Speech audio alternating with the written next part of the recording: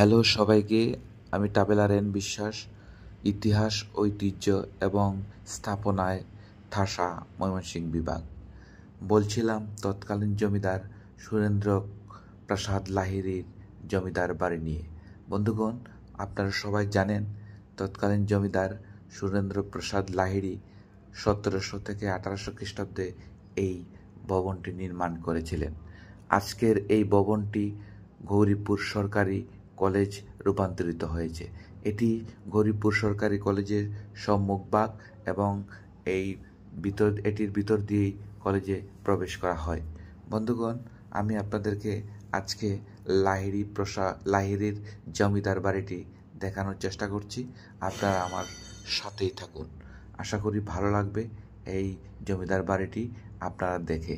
এবং কখনো যদি আপনারা গৌরীপুর আসেন, অবশ্যই এই জমিদার বাড়িটি আপনারা দেখে যাবেন। এবং জমিদার বাড়ির সামন থেকে আপনাদেরকে আমি ভিডিও করে দেখানোর চেষ্টা করছি। আমার এই ভিডিওটি যদি আপনাদের ভালো লেগে থাকে, অবশ্যই লাইক, কমেন্ট, শেয়ার দিয়ে পাশে থাকবেন এবং নতুন নতুন ভিডিও দেখার জন্য অনুরোধ রইল। ধন্যবাদ সবাই।